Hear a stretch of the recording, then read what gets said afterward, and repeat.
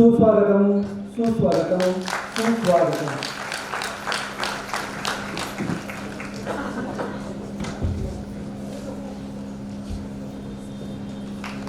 सुस्वागतम. कराड नगर परिषद नगर वाचनालय शारदीय व्याख्यानमाला वर्ष 92 पुष्प 5वे. आजचे 5वे पुष्प गुंफण्याचा मान ख. रोहिणी परांजपे पुणे यांना लाभलेला आहे. मी आजच्या प्रमुख अतिथी ख. रोहिणी परांजपे या इथं आवर्जून उपस्थित असलेले सातारा मतदारसंघाचे खासदार माननीय श्री श्रीनिवासजी पाटील, कराडच्या तहसीलदार श्रीमती कल्पनाताई ढवळे, माजी नगरसेवक स्वरूपतात्या पाटील, या सर्वांचं या ठिकाणी स्वागत करतो. तसंच या कार्यक्रमासाठी आवर्जून उपस्थित असणारे विविध वृत्तवाहिन्यांचे प्रतिनिधी, पत्रकार, आजी माजी नगरसेवक नगरसेविका आणि सर्व रसिक श्रोते, कराड नगर परिषद नगर वाचनालयाच्या वतीनं आपल्या सर्वांचे पुन्हा एकदा स्वागत करतो. आणि कराडच्या तहसीलदार श्रीमती कल्पनाताई ढवळे यांना विनंती करतो की त्यांनी आजच्या प्रमुख अतिथी रोहिणी परांजपे यांचा यथोचित सत्कार करा.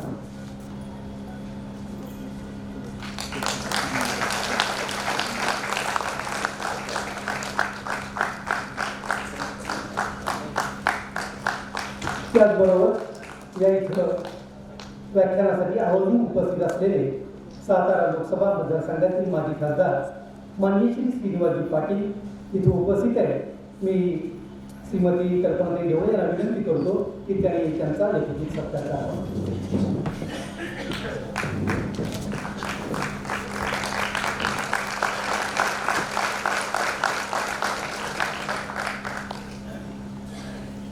त्यानंतर कल्पनाताई ढवळे यांना मी पुन्हा विनंती करतो की त्यांनी आजच्या पाहुण्या ख.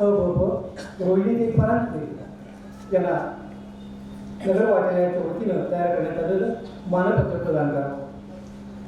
या मानपत्रामध्ये त्यांच्या अल्प परिचयातील सारांश घेऊन गौरवगाथा लिहिलेली आहे.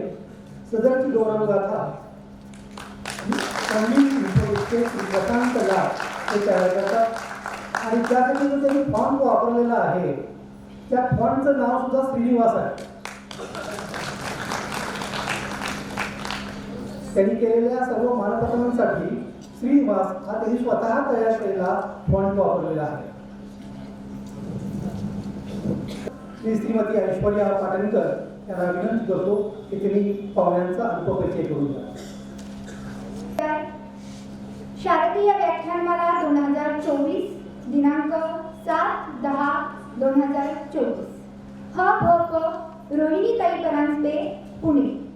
कराड नगरपालिका नगर वाचनालयाने आयोजित केलेल्या 92व्या शारदीय व्याख्यानमाले 5वे पुष्प गुंफण्याचा मान रोहिणीताई कौस्तुभ परांजपे यांना लाभलेला आहे. आणि माझं भाग्य असं की या व्यक्तिमत्वाची ओळख करून देण्याचा मान मला कराड नगर परिषद नगरपालिका वाचनालयाने मला दिला. त्याबद्दल मी कराड नगर परिषद नगरपालिका वाचनालयाची आजन्म ऋणाईत राहीन.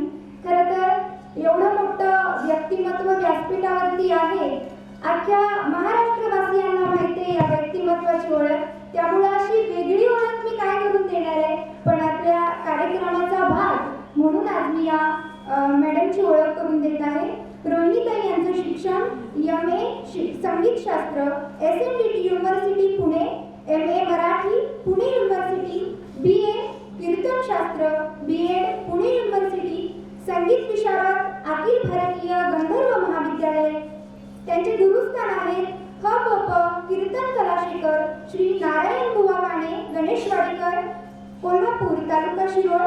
राष्ट्रीय कीर्तनकार श्री न.ची अपमार्जने पुणे. राष्ट्रीय कीर्तनकार श्री चारुदत्त आफळे पुणे.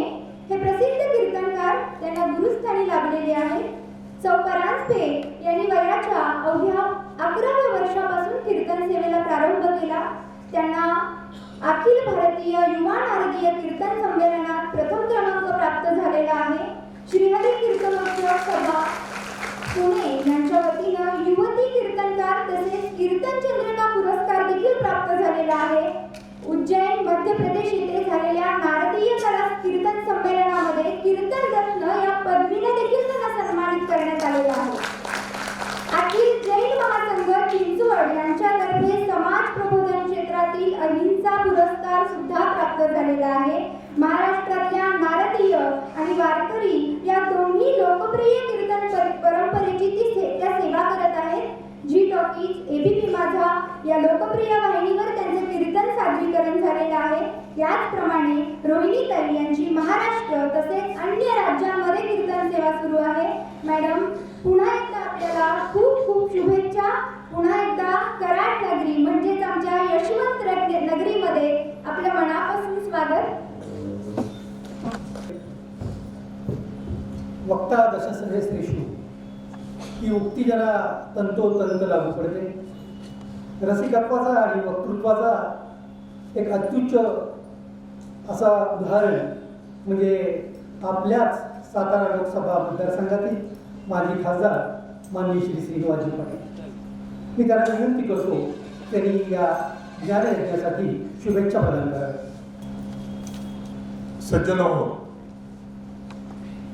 ललिता पंचमीच्या शुभदिनी 5वं पुष्प आज या माळेमध्ये घातलं जात आहे आणि त्याच दिवशी पुण्याच्या नावापुरत्या पण मूळच्या रहमतपूरच्या याच सातारा जिल्ह्यातल्या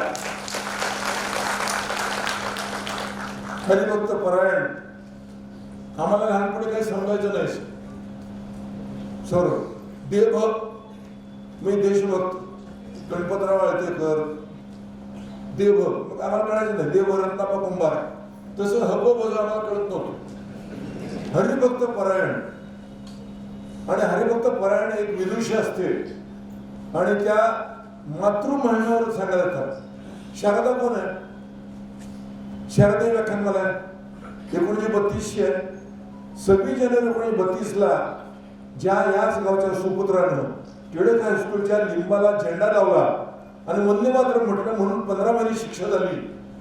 त्या यशवंतराव चव्हाणांच्या यशवंतराव चव्हाण टाउन हॉलमध्ये हा कार्यक्रम होत असताना इतकी सगळी मंडळी एका विदुषीचे व्याख्यान ऐकायला जमले आहेत. त्यामुळे व्याख्यानाला सुद्धा कराडसारख्या छोट्या गावामध्ये हा प्रीतिसंगम आहे. कोयना येथे धावत धावत धावत धावत उड्या मारत कृष्णा संतपणे येते आणि त्या प्रीतिसंगमावरती ते एकमेकाला भेटतात.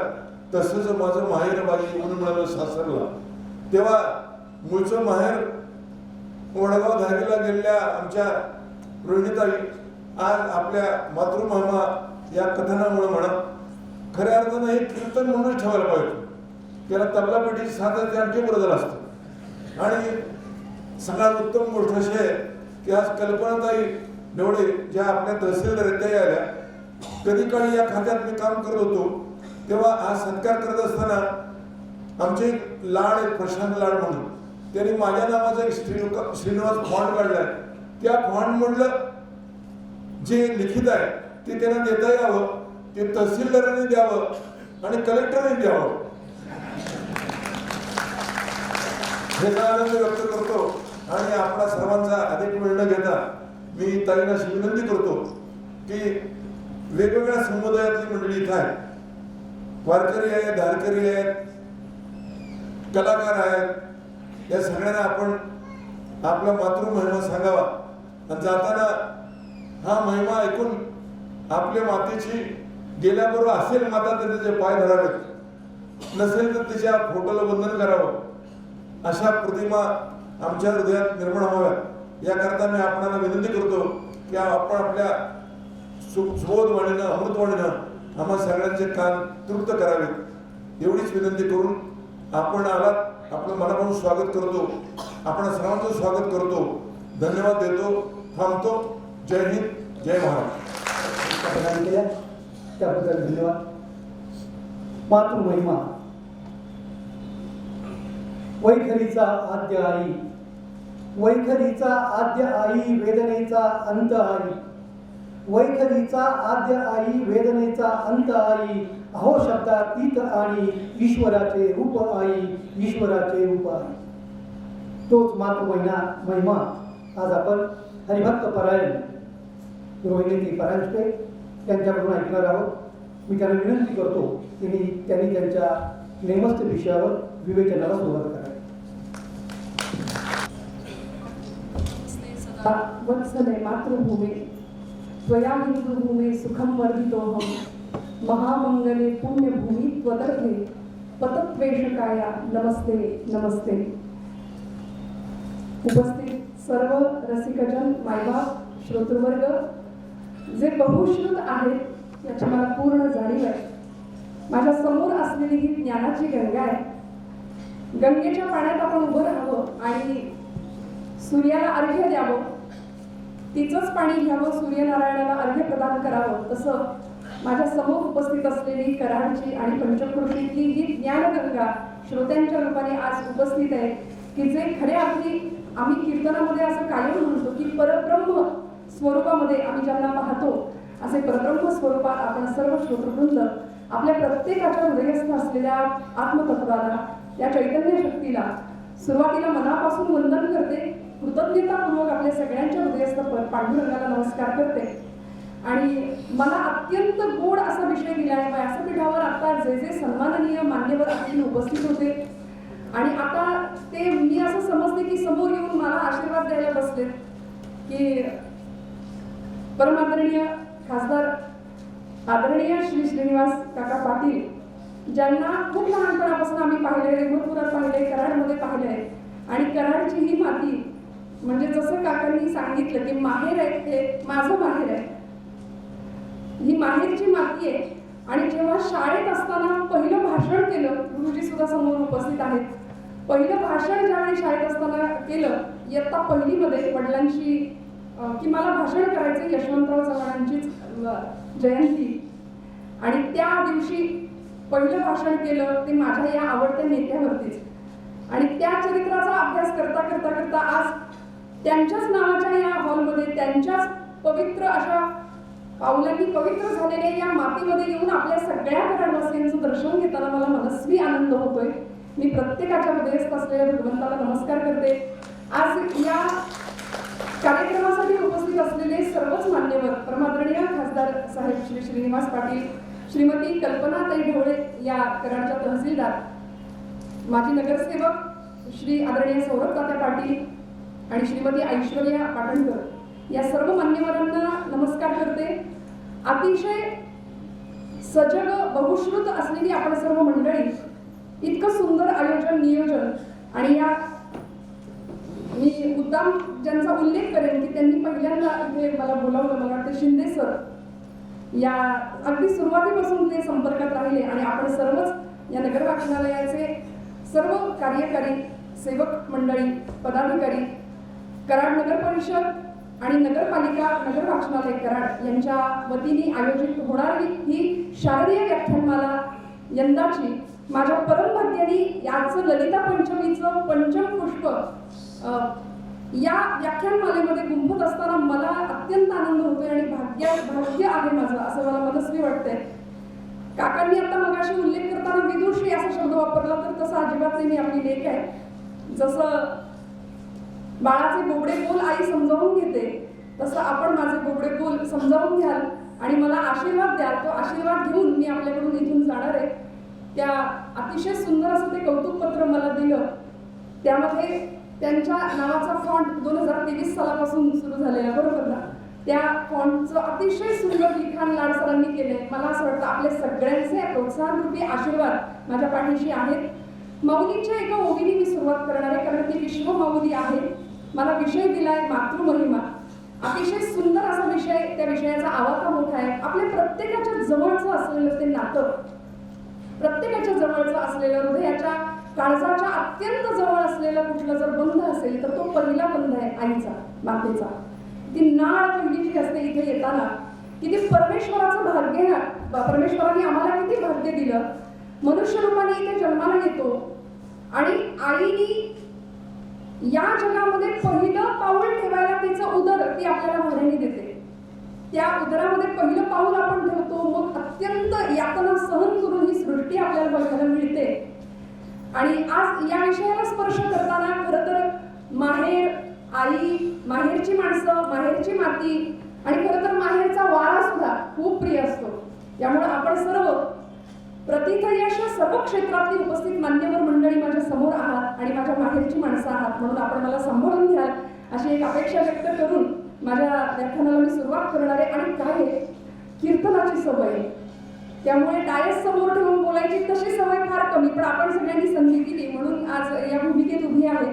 कीर्तन म्हटलं की कमीत कमी 2 तास, आणि आता एवढा मोठा विषय, एवढा मोठा विषयाचा आवाका आणि माझ्या हातामध्ये 8 वाजेपर्यंतची वेळ, तरी सुद्धा परमेश्वर देईल ती क्षमता, बुद्धी, कुवत, अल्पमती आणि अल्पक्षमतेनुसार आपल्या सगळ्यांच्या समोर या विषयाला यथाशक्ती आणि यथामती स्पर्श करण्याचा मी नक्की प्रयत्न करणार. या देवी सर्व भूतेषु मातृरूपेण संस्थिता नमस्तस्यै नमस्तस्यै नमस्तस्यै नमो नमः. गाथा सप्तशती नावाचा ग्रंथ आहे. आता शारदीय नवरात्र सुरू आहे, प्रत्येकाच्या घरामध्ये घटस्थापना आहे, घट आहे. आणि जगदंबा आदिशक्ती जगन्माया आपल्या सगळ्यांच्या घरामध्ये येऊन प्रतिष्ठित आहे, स्थित आहे. प्रत्येक विषयामध्ये, प्रत्येक गोष्टीमध्ये व्यवहार असू दे, परमार्थ असू दे, आमचा पाया असा बळकट असावा अध्यात्माचा. आणि मग संतांनी, आमच्या पूर्वसुरींनी, आमच्या भारतीय परंपरेने, भारतीय संस्कृतीने आम्हाला दिलेलं हे अतिशय सुंदर असं दान आहे की अध्यात्म हे भारताचं काळीज आहे. आणि मग आमच्या सगळ्या कर्माचा, सगळ्या शास्त्रांचा, सगळ्या श्वासोच्छ्वासांचा, सगळ्या कर्मांचा ओघ कुठे जात असेल तर तो अध्यात्माकडे जातो. अध्यात्म आमचं काळीज आहे. आम्हाला सण दिले, परंपरा दिल्या, आणि त्यातला हा सगळ्यात मोठा, खरं तर लोकांना असं वाटतं हा महिलांचा सण आहे की काय, पण असं नाहीये. मी आता ज्या ग्रंथाचा उल्लेख केला, मार्कंडेय पुराणांतर्गत, सावर्णिक मन्वंतरांतर्गत 700 श्लोकांची गाथा सप्तशती असा ग्रंथ जो बाजूला काढला गेला 13 अध्यायांचा, आणि त्या 13 अध्यायांच्या गाथा सप्तशतीमध्ये की जो प्रत्येकाने त्याचं पठण करावं, किंबहुना या नवरात्रीच्या 9 दिवसांमध्ये तरी. या गाथा सप्तशतीमध्ये 5 अध्यायांमध्ये, 13 अध्यायांमध्ये 5व्या क्रमांकाचा अध्याय आहे. त्याच्यामध्ये त्या जगदंबेचं खऱ्या अर्थी वर्णन केलंय की ती मातृरूपेण संस्थिता कशी आहे. तिचं वर्णन करताना खरं तर ती उभी राहिली अष्टभुजा दुर्गा बनून, महाकाली, महासरस्वती आणि महालक्ष्मी. नवरात्रीच्या पहिल्या 3 दिवसांमध्ये महासरस्वती जी इच्छाशक्तीचं प्रतीक आहे, मधल्या 3 दिवसांमध्ये महालक्ष्मी जी ज्ञानशक्तीचं प्रतीक आहे सरस्वती, महालक्ष्मी जी इच्छाशक्तीचं प्रतीक आहे, आणि शेवटच्या 3 दिवसामध्ये महाकाली जी क्रियाशक्तीचं प्रतीक आहे. त्यामुळे या 3ही रूपांमध्ये ज्ञानशक्ती, इच्छाशक्ती आणि क्रियाशक्ती अशा रूपांमध्ये आम्हाला ती जगदंबा नवरात्रीच्या या जागरामध्ये दिसते. आणि खरं तर हा जागर तुमच्या माझ्या हृदयामध्ये निर्माण झाला पाहिजे याकरता 90 पेक्षा जास्त 91-92 वर्षाची परंपरा असलेला हा अत्यंत दिव्य असा सोहळा. काही दिवसांनी येणारी जी दिवाळी आहे ना नवरात्रीनंतर, ती आमचं दिवाळं काढून देते, पण ही खरी ज्ञानाची दिवाळी आहे, ही ज्ञानाची दिवाळी आहे. आणि जिथे खऱ्या अर्थी आम्ही सर्वांग संपन्न परिपूर्ण जीवनाच्या उत्थानाच्या दृष्टीने प्रवास करू शकतो. मला याची जाणीव आहे की माझ्या समोर उपस्थित असलेले सर्वच माझ्यापेक्षा ज्येष्ठ आहेत, श्रेष्ठ आहेत.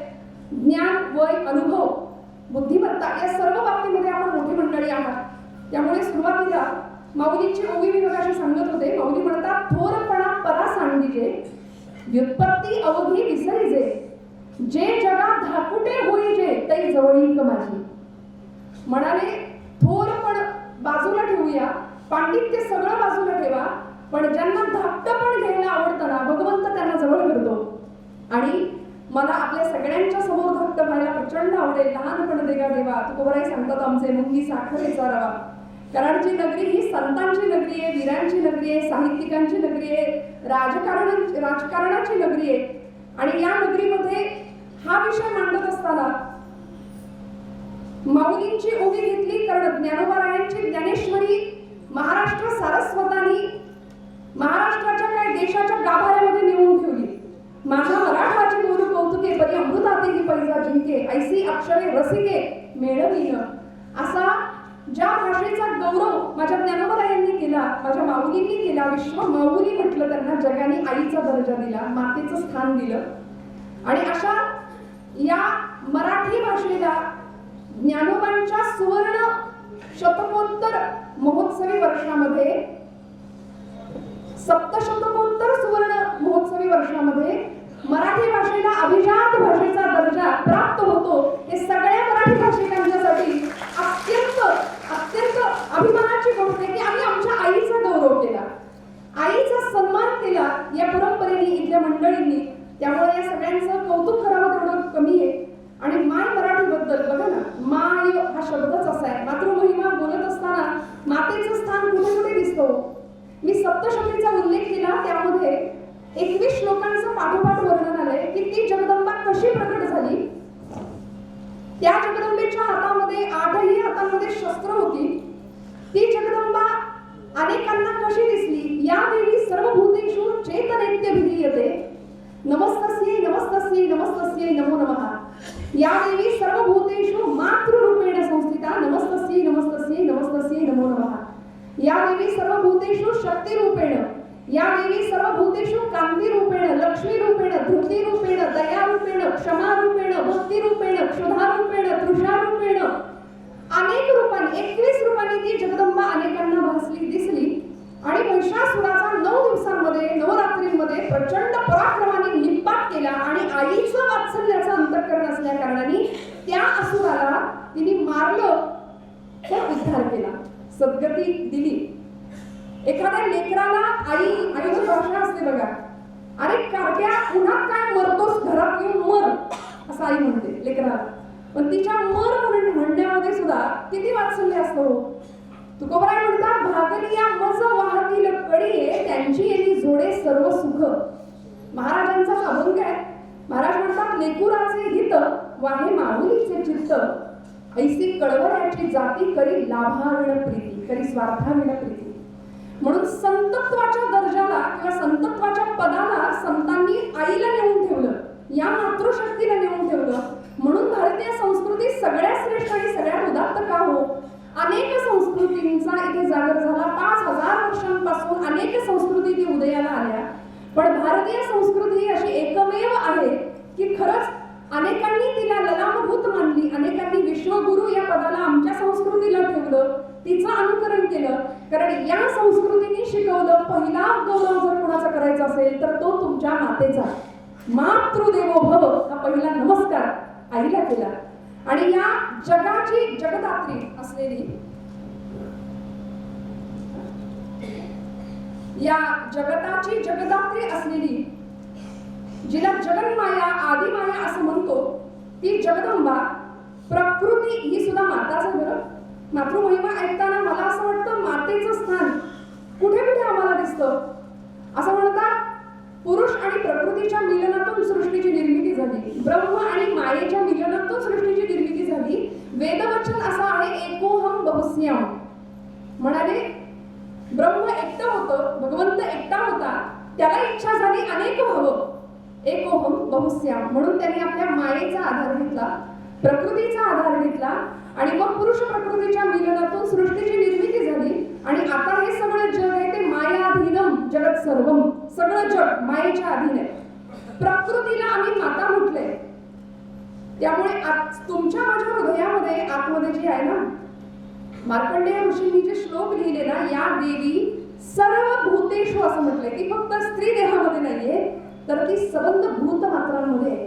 सर्व भूतेषु, सबंध भूत मात्रांमध्ये मातेचं स्थान आम्हाला दिसतं. फक्त म्हणाले तशी दृष्टी ठेवूया, मग मातृत्व, निसर्गातलं मातृत्व, सृष्टीतलं मातृत्व, प्राण्यांमधलं मातृत्व, सगळीकडचं मातृत्व आम्हाला दिसल्याशिवाय राहणार नाही. कारण खरं तर ती मातृदेव, या देवी सर्व भूतेषु मातृरूपेण संस्थिता. तिचं पूजा केली आहे सगळ्या देवतांनी मातृरूपामध्ये. आई असली ती. आणि आपल्या सगळ्यांना माहिती आहे, आ ईश्वर, आ आत्मा ई ईश्वर, ईश्वराचा आत्मा जिच्यामध्ये आहे ती आई. पण आता आई निघून गेली आणि घराघरामध्ये मम्मी दिसायला लागली. त्यामुळे ती भावना, ती संवेदनशीलता, ते वात्सल्य आजच्या पिढीकडे आम्हाला दिसत नाही बरेचदा. मग आता कुठेतरी मागे जावं लागतं की खरंच ही जगदंबा, ही प्रकृती माता तुमच्या माझ्या हृदयामध्ये आहे, चैतन्य रूपाने वास करते. असं म्हणतात, सर्व देह चालविते, हालविते, बोलविते. समर्थ रामदास स्वामींनी याच आईची प्रार्थना घातली आणि तुळजापूरची तुळजाभवानी महाराष्ट्राची कुलस्वामींनी तिला प्रार्थना केली, आई तुझा तू वाढवी राजा, तू तुझ्या आपल्या राजाचं रक्षण कर, तू राजाच्या तलवारीला भवानी तुझं अधिष्ठान दे. आणि मग त्याच मातेने आमच्या छत्रपतींच्या तलवारीला सुद्धा अधिष्ठान दिलं, भवानी तलवार म्हणून. अशी माता आम्हाला सृष्टीतल्या कणाकणामध्ये दिसतेय, कणाकणामध्ये दिसतेय. ही मातृशक्ती प्रकृती म्हणून आहेच. ही मातृशक्ती आमच्या धरणी मातेला आम्ही माता म्हणतो, धरणी माता म्हणून. तर जुनी मंडळी, आताची ही नवीन पिढी नाही बरं का, जुनी मंडळी, आपण इथे ज्येष्ठ आहात बरीच मंडळी, सकाळी उठल्याबरोबर आपली भारतीय परंपरा आम्हाला सांगते, प्रार्थना करावी, श्लोक म्हणावा, समुद्र वसने देवी पर्वतस्थल मंडले विष्णू पत्नी नमस्तुभ्यम पादस्पर्शम क्षमस्व मे. की ही धरती माता आहे, ही आई आहे.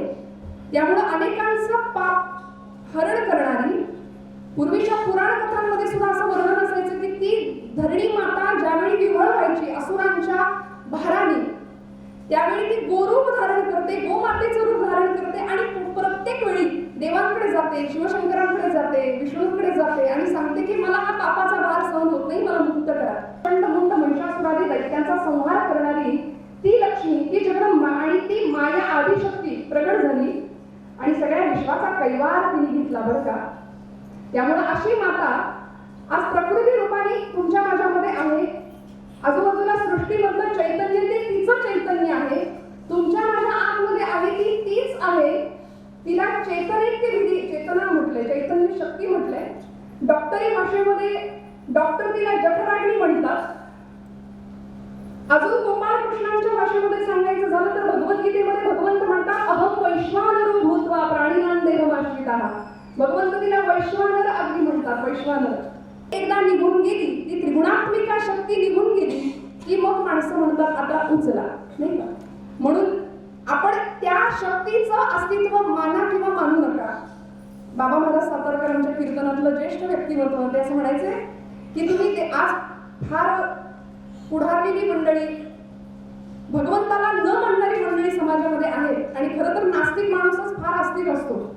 पु ल देशपांडे म्हणायचे की मी नास्तिक आहे पण तरी सुद्धा रस्त्याने जाताना एखादं मंदिर मला दिसलं तर आपोआप माझे नकळत हात जोडले जातात. त्यामुळे नास्तिक मनुष्य फार आस्तिक असतो, भगवंताची भीतीपोटी का होईना तो भगवंताचा अध्यात्म किंवा नाम घेत राहतो. ती शक्ती तुमच्या माझ्यामध्ये आहे, तिला जाणून घेऊया, तिची ओळख करून घेऊया. Who I am, what is the mission of my life, ज्याला आजच्या भाषेमध्ये सेल्फ रिअलायझेशन असं म्हणतात. की त्याच्यासाठी वर्कशॉप वेगळी घेतली जातात. मला असं वाटतं कुठेही वर्कशॉपला कुठेही जायची गरज नाही.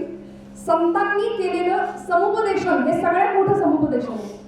सगळे वाङ्मय, सगळे ग्रंथ संतांचे जर आम्ही बाळगले ना तर आम्हाला आमच्या प्रश्नांची उत्तरं मिळतील. त्यामुळे देव आहे की नाही यावर चर्चा करणाऱ्या मंडळींना ते म्हणायचे, सातारकर महाराज म्हणायचे, तुम्ही देवाला माना किंवा मानू नका, त्यांनी तुम्हाला मानले एवढं लक्षात ठेवा. आणि ज्या दिवशी तो तुम्हाला मानणार नाही त्या दिवशी आपल्या घरासमोर गर्दी जमेल. त्यामुळे ही जी आतमध्ये असलेली चैतन्यात्मिका शक्ती आहे ना, ती आई आहे, ती जगदंबा आहे, ती आदिमाय आहे, ती महालक्ष्मी आहे, महाकाली आहे, महासरस्वती आहे. वेळ आली तर ती उग्रावतार धारण करते, वेळ आली तर ती वात्सल्याचा पाझर फोडते. कौशिकी नावाची जगदंबा अशी प्रगट होते, काळा रंग धारण करते आणि त्या रक्तबीज राक्षसाला संपवते. ती आईच आहे, उद्धारच करते, उद्धारच करते. मग ती माता आम्हाला प्रकृतीमध्ये दिसते, ती धरती माता दिसते. मातृशक्तीचं अस्तित्व आम्हाला कुठे दिसतो? मला असं वाटतं वेद माता, गायत्री. वेद माता, वेदांनी जिला आई मानलंय अशी गायत्री माता, देवांनी जिला आई मानलं अशी आदिती माता. वेदमाता गायत्री, आदिती, देवमाता आदिती, गोमाता, जिच्या शरीरामध्ये आमची हिंदू संस्कृती सांगते 33 कोटी देवतांचं वास्तव्य आहे. एकाने विचारलं की खरंच 33 कोटी? म्हटलं कोटी हा शब्द संख्यावाचक नाहीये, प्रकार या अर्थाने.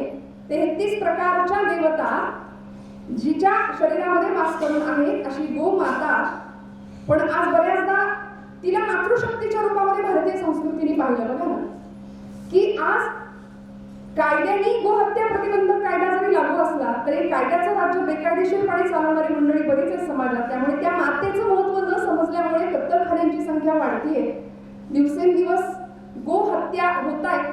त्यामुळे आईचा अनादर आहे इथे सुद्धा, या प्रक्रियेमध्ये सुद्धा. त्यामुळे गोमाता आहे, देवमाता आहे, वेदमाता आहे, आणि अशी माता तुमच्या माझ्या जीवनाचं परिपूर्णपणे संगोपन करणारी, आम्हाला जन्म देणारी तर माता आहेच. आमच्या संस्कृतीने नदीला सुद्धा आई म्हटलं. सगळ्या पापांचं हरण करणारी, सगळी पाप, गंगा पापम शशी तापम असं म्हटलंय. गंगा नदी आई, कराडच्या मातीला समृद्ध करणारी अशी कृष्णा कोयना ही आई आहे आमची. म्हणून तर वर्णन केलं संत वाहते कृष्णामाई, अशी संत वाहणारी कृष्णामाई, आणि आपण तिच्या काठावरची आपण सगळी लेकरं आहोत. त्यामुळे नदीला या संस्कृतीने आई मानलं.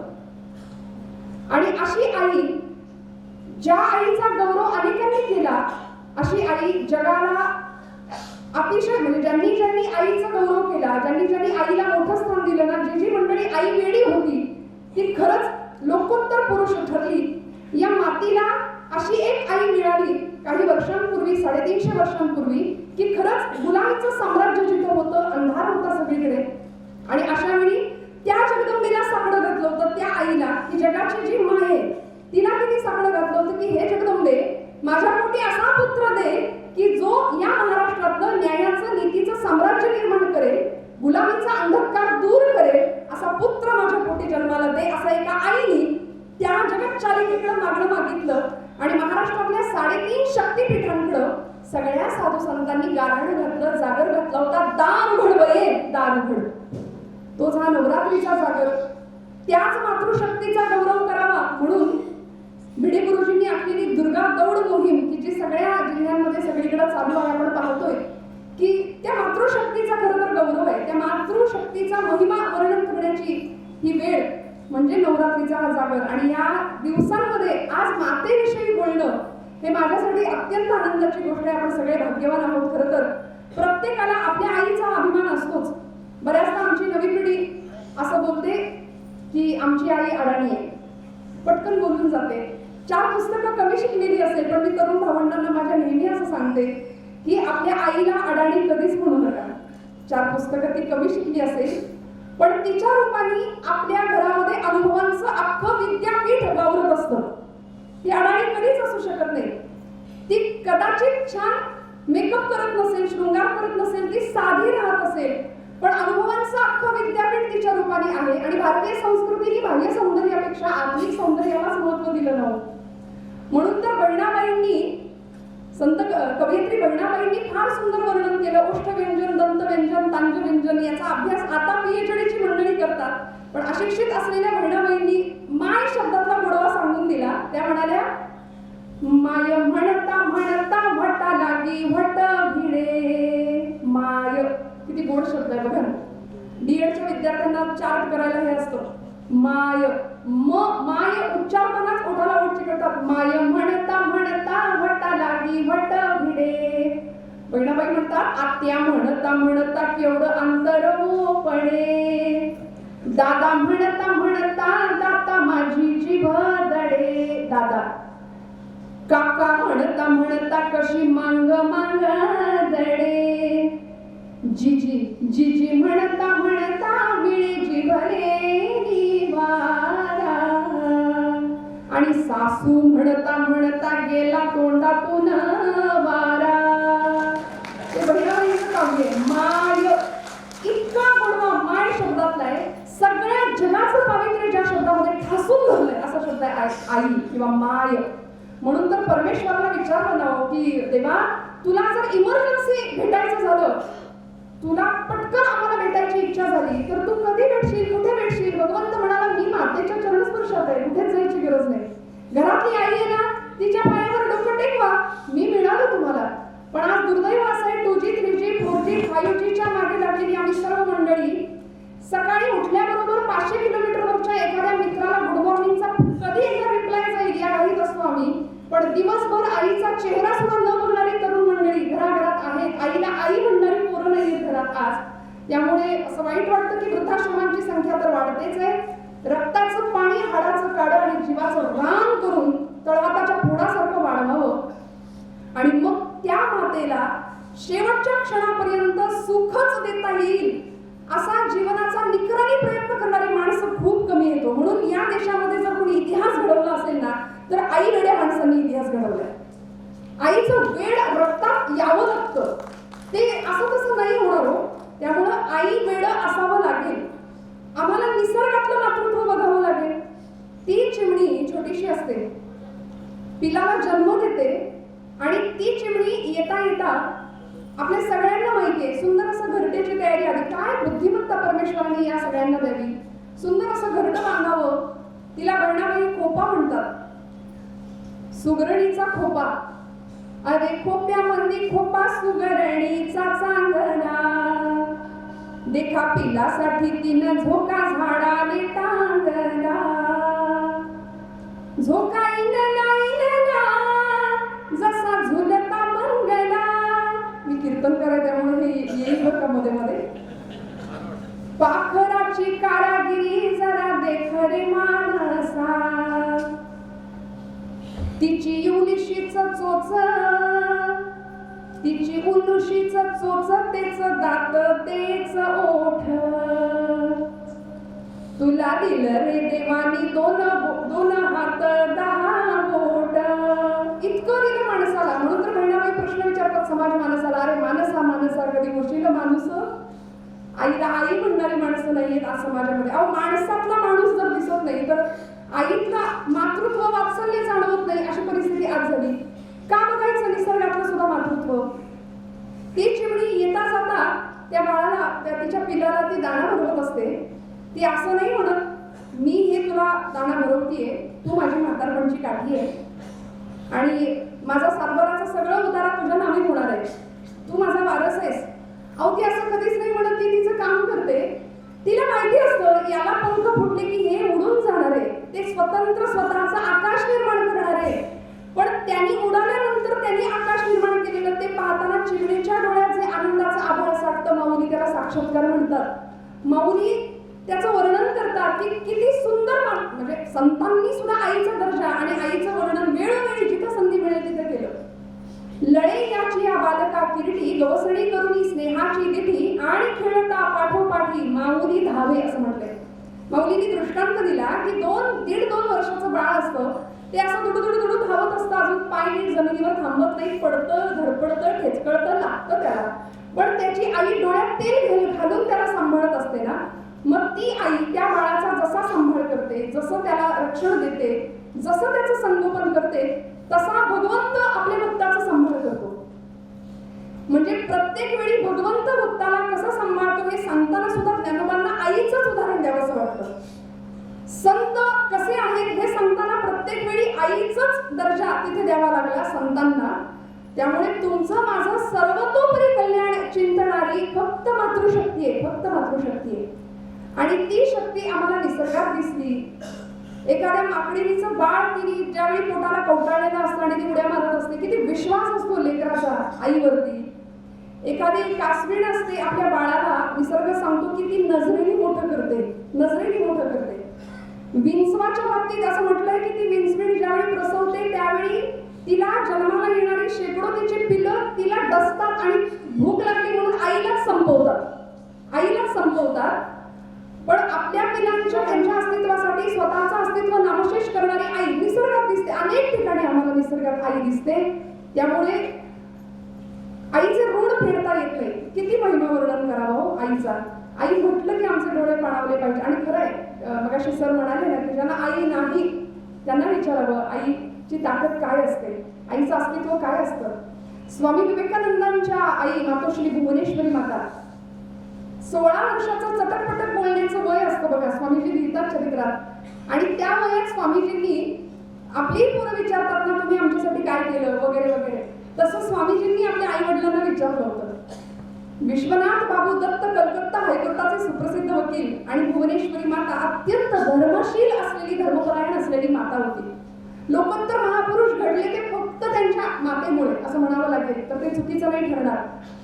स्वामीजींनी अगदी लहान वयामध्ये 15व्या-16व्या वर्षी प्रश्न विचारला होता की तुम्ही आमच्यासाठी काय केलंय.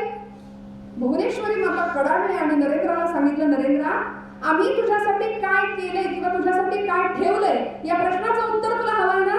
आतमध्ये आपल्या कपाटाचा जो मोठा आरसा आहे ना, त्या आरशासमोर जाऊन उभा राहा, तुला तुझ्या प्रश्नाचं उत्तर मिळेल राजा. आणि नरेंद्र, स्वामी विवेकानंद 15व्या-16व्या वर्षी खरंच आई सांगते तसं घरातल्या कपाटाच्या आरशासमोर जाऊन उभे राहतात आणि डोळ्यात टचकन पाणी येतं. आईच्या त्या वाक्याचा अर्थ कळतो की खरंच यापेक्षा आई वडिलांनी मागे काय ठेवायचं असतं. वेळोवेळी कामवाढणी आईने केली. स्वामीजींना उत्तर मिळालं की अरे, एवढा सुंदर असा सशक्त बलदंड देह, काम करण्याची इच्छाशक्ती, स्वतःच्या कर्तृत्वावर प्रचंड विश्वास, निरोगी शरीर, यापेक्षा आईने मागे काय द्यायचं असतं.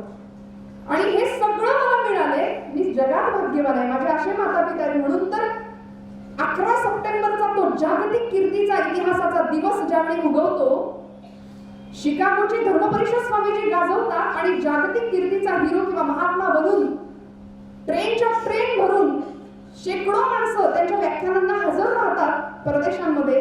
आणि स्वामीजी ज्यावेळी भारतात येतात त्यावेळी भारताची, म्हणजे जिला मातृभूमी आम्ही म्हणतो, जी माता, तिथेही मातेचंच वात्सल्य आहे बघा, आमची भारत माता असं म्हणतात ना. अमेरिकेला कधी माता कोणी म्हणत नाही ना.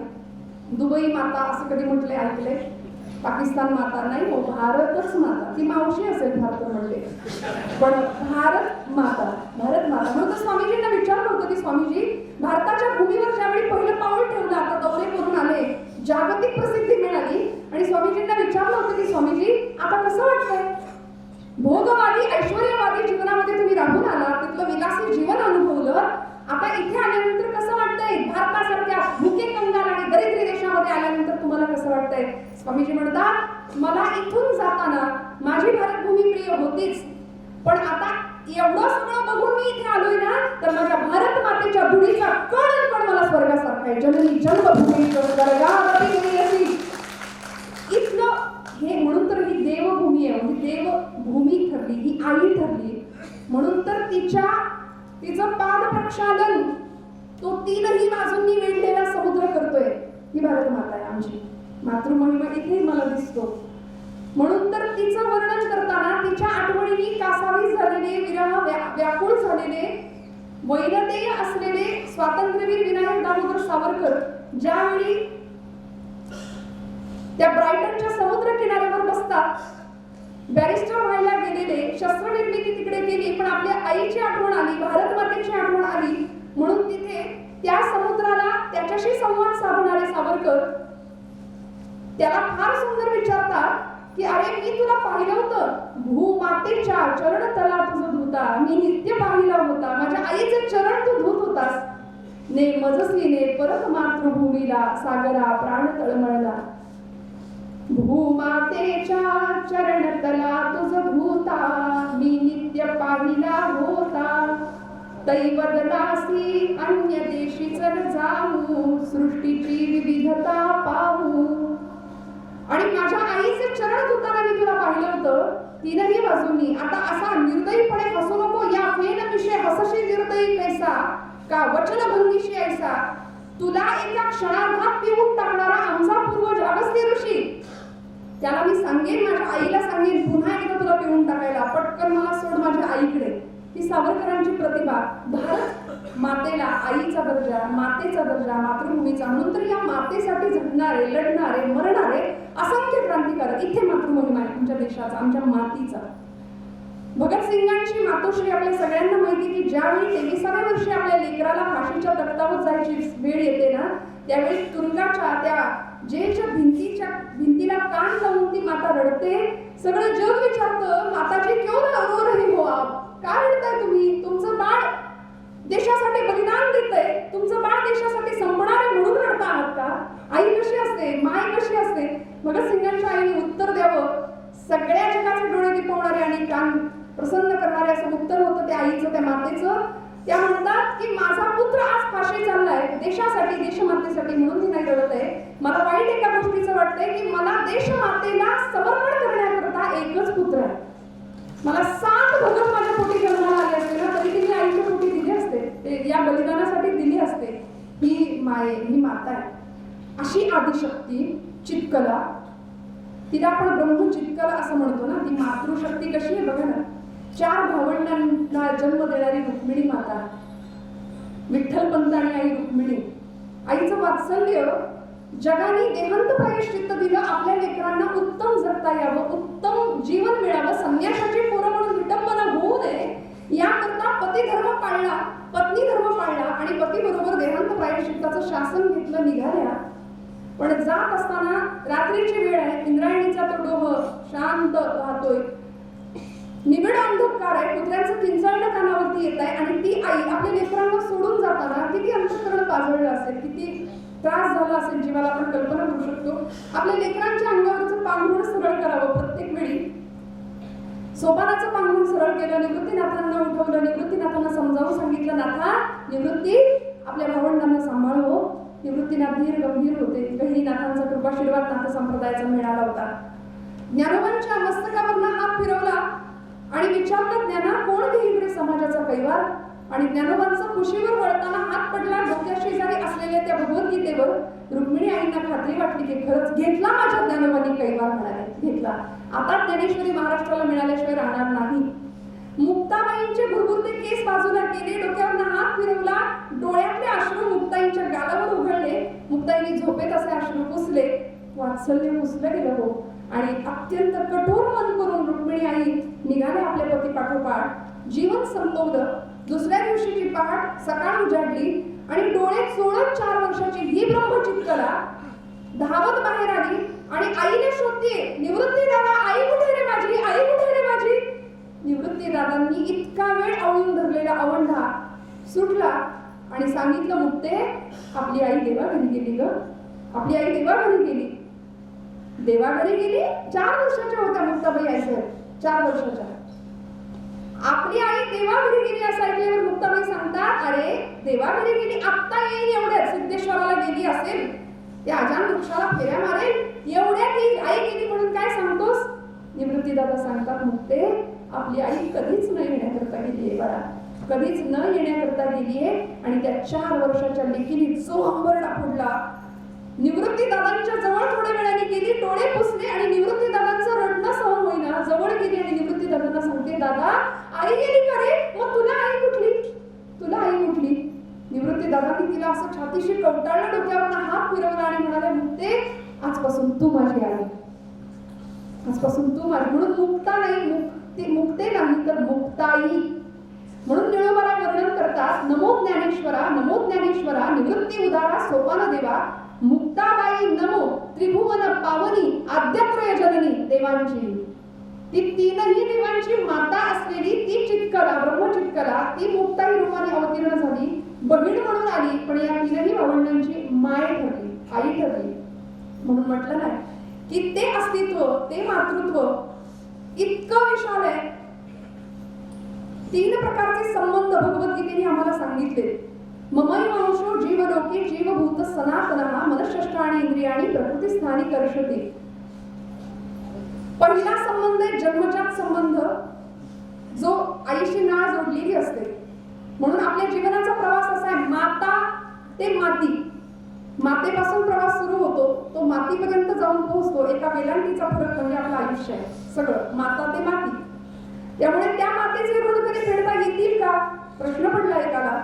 आणि स्वामीजींकडे तो गेला होता, म्हणाला, स्वामीजी आईचे ऋण फेडता येत नाही, फेडता येत नाही असं का म्हणतो तो. मी फेडून दाखवतो म्हणाला, आईचे ऋण मी फेडून दाखवतो. स्वामीजी म्हणाले, ते नंतर बघूया, आधी मी सांगतो ते एक काम करशील का. कुठलं. 1 किलो वजनाची वीट तुला देतो म्हणाले, ती एका पंचामध्ये उपरण्यामध्ये बांधून तुझ्या पोटाला बांधून देतो, 3 तासांनी माझ्याकडे ये, तसाच 3 तास थांब, जमेल का. तो म्हणाला, त्यात काय अवघड आहे. गेला. पण सगळीच पंचायत झाली हो. धड बसता येईना, धड उठता येईना, कुठलं काम करता येईना. आणि अशा अवस्थेमध्ये वैतागला, व्यापला आणि स्वामीजींकडे परत आला. म्हणाले, स्वामीजी मी साधा प्रश्न विचारला होता की आईचे ऋण का फेडता येत नाही, मला ही काय शिक्षा दिली. स्वामीजी म्हणाले, तुझ्या प्रश्नाचं उत्तर तुला मिळालं बाळा. तुला 1 किलो वजनाची वीट मी सांभाळायला दिली, तुला ती सांभाळता नाही आली. 3 तास काय, एका तासात तू माझ्याकडे मागायला आलास.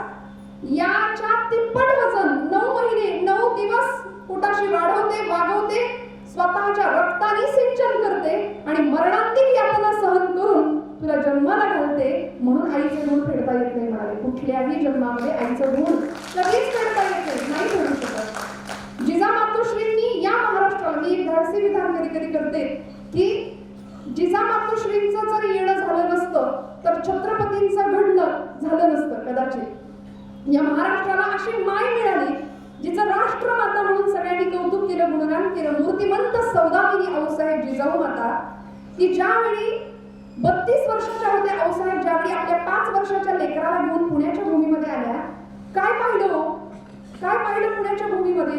राखेचे डोंगर साचले होते, माणसं परागंदा होऊन देशोधडीला गेली होती. आपलाच माणूस रायाराव नावाचा सरदार गाढवाचा नांगर फिरवला होता. एक कवटी अडकवली होती, एक पहार होती, त्या पहारेवर एक मानवी कवटी अडकवली होती आणि चपलांचं तोरण पुण्याच्या वेशीला टांगलं होतं. जणू काही या 3 गोष्टी सांगत होत्या की जो कोणी पुण्यामध्ये स्वराज्य निर्माण करण्याचा प्रयत्न करील त्याच्या घराची आम्ही अशी मसणवट करू म्हणून. आणि अशा वेळी ते लेकरू 5 वर्षाचं आपल्या आईला विचारतं, मासाहेब कुठाय माझा वाडा, कुठाय माझा घोडा आणि कुठाय माझं सैन्य? त्यावेळी आई आऊसाहेब, मासाहेब, राजमाता जिजाऊ उत्तर देतात की राजा, इथं वाडा नाही, इथं घोडा नाही, इथं सैन्य नाही, ते सगळं तुला निर्माण करायचं. करशील का? मोठी माणसं आयत्या घरात राहत नाहीत बाळा. तुला मी आधीच सांगितलं होतं, जन्माला ये पण जळण्याच्या तयारीने ये माझ्या राजा. कारण एवढ्याशा पडतीने ठरवलं ना जळायचं तर मोठ्या अंधाराचा सुद्धा नायनाट निपात करता येतो. जळण्याच्या तयारीने ये. 5 वर्षाच्या डोळ्यांमध्ये स्वराज्याचं दिव्य स्वप्न पाहिलं आणि मग राजे घडत गेले. म्हणून आपण लढले कसे राजे याचा विचार फार होतो, पण राजे घडले कसे याचा विचार खूप कमी होतो ना. म्हणून तर 12व्या वर्षी, म्हणजे त्या अगदी लहान वयामध्ये अंगावरच्या दुधाबरोबर उच्चतम नीती मूल्यांचे संस्कार प्रदान करणारी ही माता, जगाला आदर्शभूत ही मायलेकर का ठरतात? मातेचा महिमा म्हटलं की आम्हाला जिजाऊ मासाहेब महाराष्ट्र राज्याची, आपल्या देशाची राष्ट्रमाता म्हणून का समोर येतात? त्यांच्या बरोबर ती ज्यांची आता 63 शताब्दी महोत्सव सुरू आहे अशा अहिल्याबाई होळकर, की आमचा प्रत्येक प्रांत, प्रत्येक देश, प्रत्येक जिल्हा, कुठलंही तीर्थक्षेत्र ज्यांच्या आठवणीशिवाय परिपूर्ण होत नाही. नदीला असणारा घाट, पाणपोया, विहिरी, असंख्य सामाजिक कामं करून खऱ्या अर्थी लोकमाता पदाला पोहोचलेल्या आमच्या अहिल्याबाई. अनेक अनाथांना आपली छत्रछाया देणाऱ्या आमच्या सिंधुताई सपकाळ असतील. इथं सगळीकडे मला मातेचं वात्सल्य दिसतं बरं का. या प्रत्येक ठिकाणी मला मातेचं वात्सल्य दिसतं. अशी माता ती त्रिभुवन पोषिणी आहे. तिचं वर्णन केलं आचार्यांनी, ऐगिरी नंदिनी नंदित मेदिनी विश्व विनोदिनी नंदनुते. भगवती हे शितिकंठ कुटुंबिनी. या मातेचं वर्णन करताना प्रत्येक वेळी ती माता म्हणजे अष्टभुजा जगदंबाच असली पाहिजे असं नाही. जिजाऊ माऊली आपल्या लेकराला घडवताना प्रत्येक वेळी काय सांगायच्या की हे सगळं तुला निर्माण करायचंय. या मातीमध्ये स्वराज्याचा भगवा ध्वज उभा करण्याचा तुझ्या वडिलांनी सुद्धा प्रयत्न केला होता, पण आता ते सगळं जमीनदोस्त झालंय, हे सगळं तुला करायचंय. म्हणून अगदी लहान वयात घेतली ना भूमी नांगरून पूर्णपणे संस्कार केले. असं नाही सांगितलं की आपण जिथे जाऊ तिथल्यासारखं राहायचं नाही. राजा, तू उद्या कुठेही जा, तुझ्या गळ्यामध्ये देवी भक्तीची कवड्याची माळ असणारच आहे. तू उद्या कुठेही जा, तुझ्या मस्तकाला असणारा शिवगंध तो रेखाटलेला असणारच आहे. डोक्याचा मंदिर असणारच आहे. म्हणून आग्र्याच्या दरबारात राजे गेले किंवा तिकडे विजापूरच्या दरबारात गेले, स्वतःची संस्कृती आणि स्वतःचं श्रीमंती घेऊनच गेले. ज्यावेळी 12 वर्षाचे राजे झाले त्यावेळी विजापूरच्या दरबारामध्ये उपस्थित होते आणि त्या विजापूरच्या दरबाराच्या त्या बादशाहाला ज्यावेळी मुजरा करायची वेळ आली ना, त्यावेळी सुरुवातीला जायला तयार नव्हते.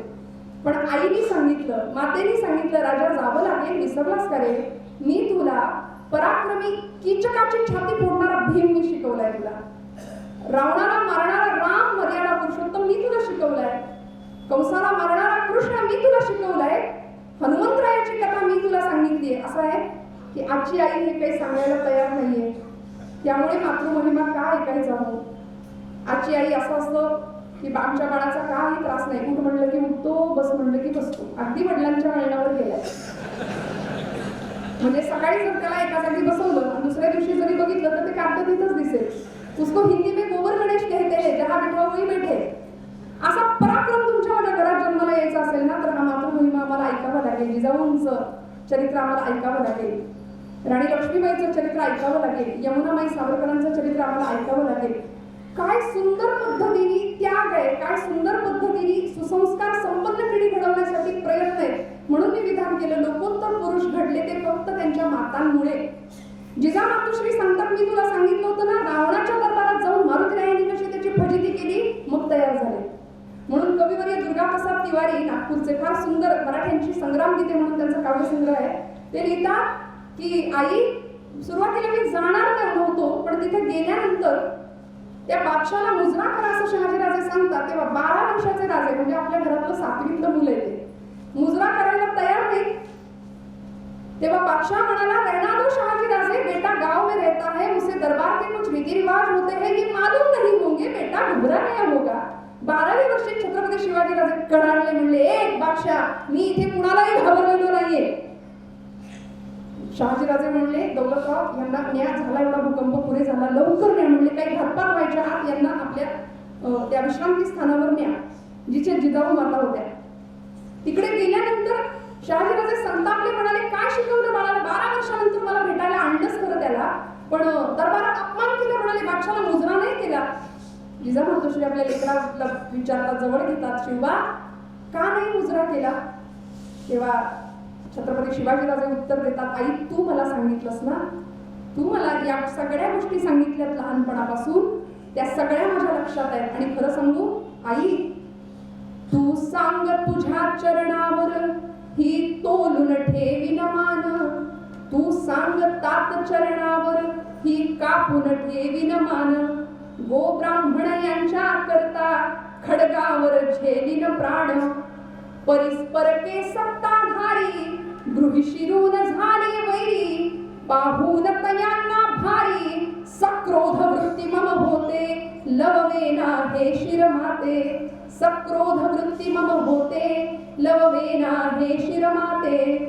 बोलते भवानी उठ, धर समसेरीची मूठ, अवमानून त्याग नेते, लववेना हे शिरमाते. आई, मी कस, आणि मग घट्ट छातीशी कवटाळलं आणि मग सांगितलं, विचारलं आपल्या पतिदेवांना, मी चुकीचं तर नाही शिकवत आहे आपल्या बाळाला. मग निघाले रातोरात आणि असा स्वराज्याचा झंझावात सुरू झाला. 16व्या वर्षी रोहिडेश्वरावरती रायडेश्वराच्या शिवपिंडी समोर शपथ सुद्धा झाली आणि मग स्वराज्य आकाराला आलं. इतकं चढतं वाढतं स्वराज्य.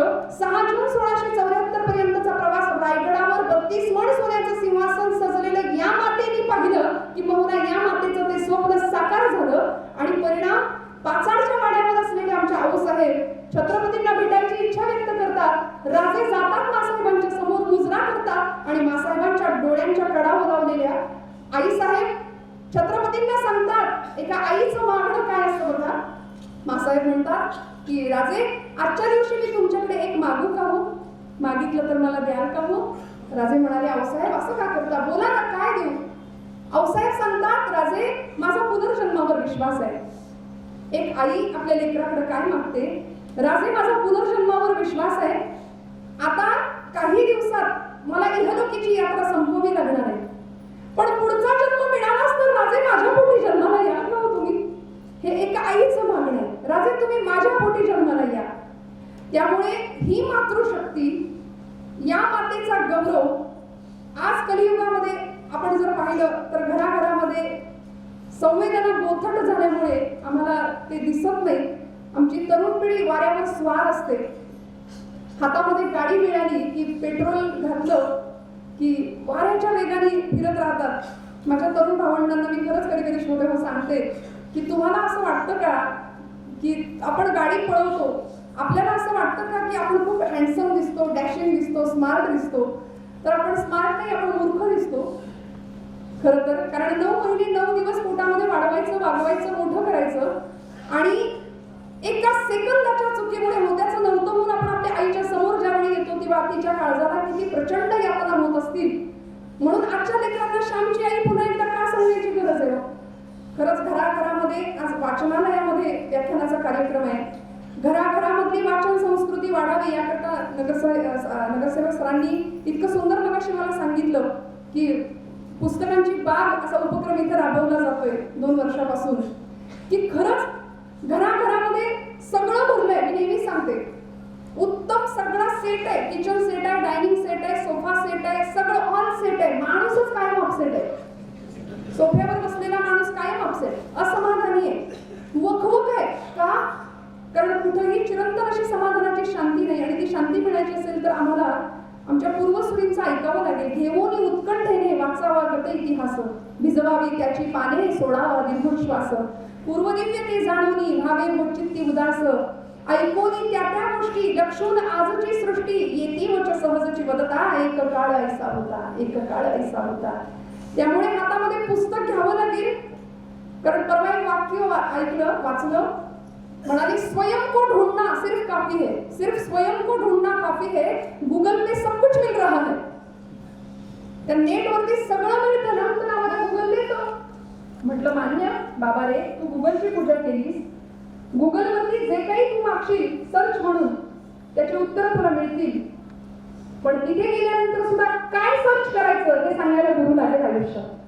हे सांगायला गुरुच लागेल आयुष्यात, देहधारी गुरु लागेल. आणि तुझ्या माझ्या पूर्णपणे जीवनाचं सर्वतोपरी सिंचन करण्याचं काम माताच करते, अगदी गर्भापासून. त्यामुळे आईचं स्थान म्हणून असं आहे, डोळे मिटून जी प्रेम करते ना आपल्यावर, ती आपली मैत्रीण असते.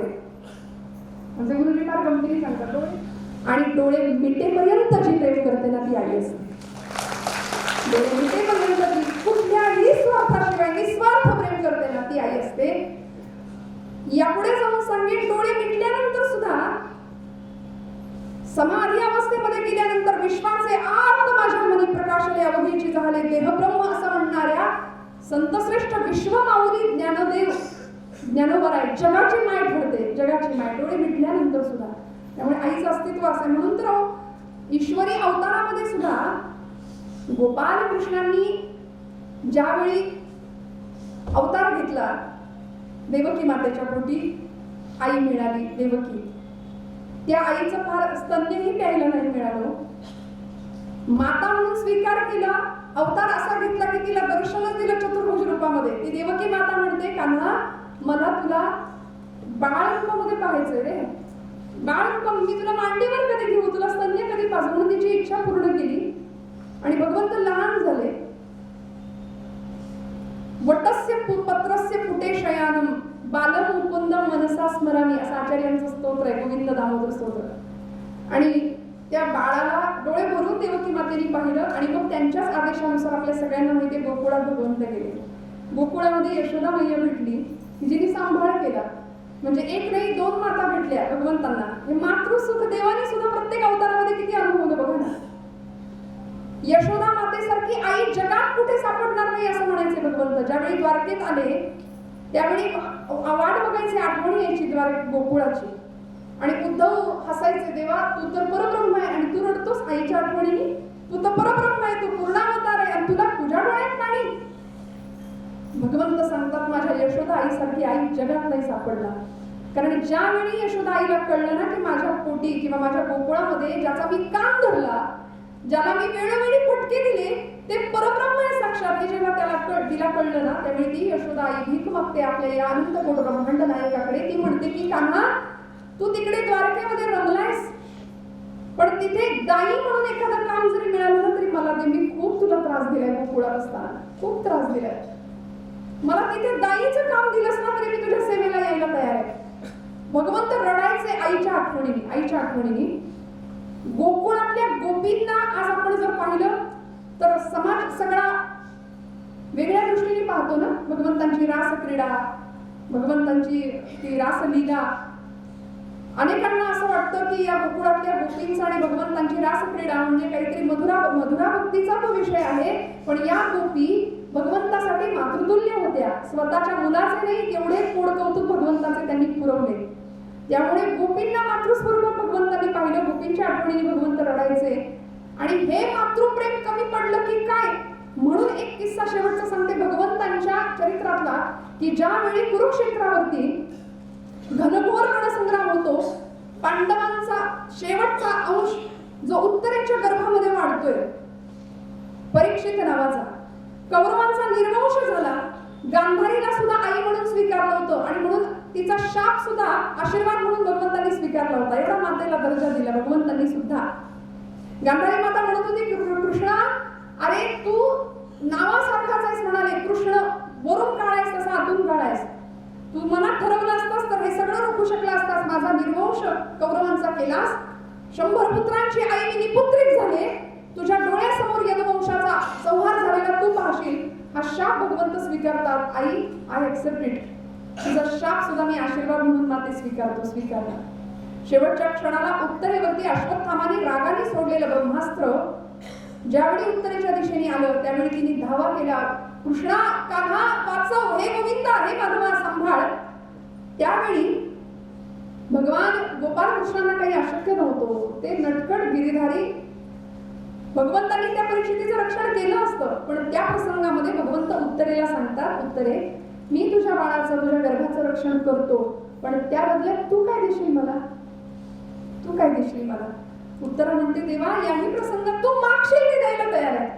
गोपाल कृष्ण म्हणतात, उत्तरे, मला तुझं मातृत्व दे. इथंही भगवंत मातृत्वाची अपेक्षा करतात. मला तुझं मातृत्व दे, कारण भगवंतांनी आधी तिची आई म्हणून परवानगी घेतली, आई म्हणून स्वीकार केला, मग तिच्या गर्भामध्ये प्रवेश केला आणि मग परीक्षेचं रक्षण केलंय. असा भगवंत आहे की ज्यांनी आईचा गौरव, इथल्या संस्कृतीनेच आम्हाला मातेचा गौरव करायला वेळोवेळी शिकवलं.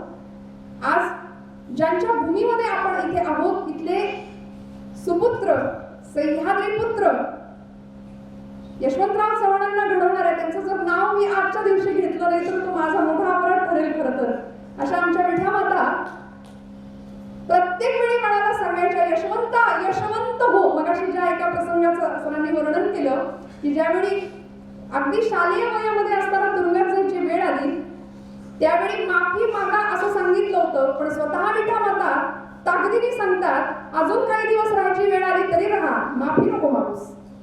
म्हणून यशवंताचा यशवंतराव होण्यामध्ये हा जो प्रवास आहे ना, तो सगळा विठा मातांचा आहे. लोकोत्तर महापुरुष घडले ते त्यांच्या आईमुळे. असं म्हणतात, मातेची या चित्ती अवघी बाळकाची व्याप्ती, देह विसरे आपुला, जवळी येता क्षीण गेला. त्यामुळे आज 21व्या शतकाकडे वाटचाल करणारी आई, महाराष्ट्रातल्या अनेक लोकोत्तर मातांना मागे म्हणून तिला बघावं लागेल की कशा पद्धतीने आपली पिढी घडवली, कशा पद्धतीने सुसंस्कारित केली. आज घराघरातली आई लेकरांना घेऊन बसायला तयार नाही. परवा एका लहान मुलाने निबंध लिहिला, श्रोते हो, की मी मोबाईल असतो तर, असा निबंध त्यांनी लिहिला. मी मोबाईल असतो तर म्हणाला, माझ्या आईने मला सतत हातात घेतलं असतं, माझ्या आजीने मला सतत हातात घेतलं असतं, माझ्या वडिलांनी माझा किती लाड केला असता, मी सतत त्यांच्या हातात राहिलो असतो. किती मोठी शोकांतिका आहे. आजची आई अनेक प्रकारच्या अपेक्षा करेल, म्हणजे अर्थप्राप्तीसाठी जगायला शिकवेल. बाळा, तू भरपूर मोठा हो, खूप शिक, खूप मोठा हो आणि भरपूर काय कर म्हणाले, पैसे कमाव. त्यामुळे आजचा संस्कार जर लेकरांना द्यायचा असेल तर अर्थप्राप्ती करता नाही म्हणाले, अर्थपूर्ण जगण्यावरती भर असावा. आणि ते शिकवणाऱ्या या लोकोत्तर मातांची चरित्र पुन्हा एकदा आजच्या आईला देण्याची गरज आहे. कारण आजची आई हरवली हो. आजची आई हरवली. का मातृमहिमा ऐकायचा, का देवीचं मातृस्वरूप आम्हाला बघावं लागेल. आजची आई हरवली म्हणून तर श्यामची आई सांगते ना की बाळा, ज्यावेळी आंघोळ करून सने गुरुजी येतात, कथा सांगतात की माझ्या पायाला घाण लागेल, माती लागेल, आई तुझा ओचा पसर, त्यावेळी ती श्यामची आई सांगते, श्याम, पायाला घाण लागू नये म्हणून जपतोस ना रे, मग मनाला घाण लागू नये म्हणून जप. आणि मनाची शुद्धता, सात्विकता, स्वच्छता, निर्मल अंतःकरण हे फक्त मातेचं असतं. जीव ओवाळून टाकते आपल्या लेकरावरती. मग तीही जे जे करावे तैसे अजात पक्षाचे जीवे पक्षिणी जिये. मी पक्षिणीचा दृष्टांत मगाशी सांगितला. फमू शिंदे नावाचे आपले मराठी कवी, सगळ्यांना त्यांची कविता माहिती आहे. आई असते जन्माची शिदोरी, सरतही नाही आणि उरतही नाही. सगळ्यांना ती कविता माहिती आहे. काय शिदोरी दिली हो संतांना आईच्या रूपामध्ये आम्हाला पाहिलं, आमच्या परंपरेने पाहिलं. काय करते आई? संत माऊलींनी सुद्धा आमच्यासाठी काय केलं. सहलीला निघालेलं बाळ आणि ट्रेकिंगचा समजा एक दिवसाची सहल होती, ते बाळ निघालंय सहलीला आणि जात असताना आईला विचारलं, आई उद्या माझी सहल आहे. आई म्हणाली, किती डबा देऊ तुला, किती चपात्या, किती पोळ्या देऊ डब्यामध्ये. तो म्हणाला, मी रोज 4 चपात्या खातो, आज मला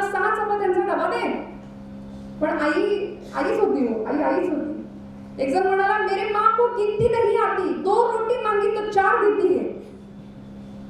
आईला मोजताच येत नाही हो, आईला मोजताच येत नाही. ती इतकं जीव वळून टाकत असते आपल्या लेकरावरती ना.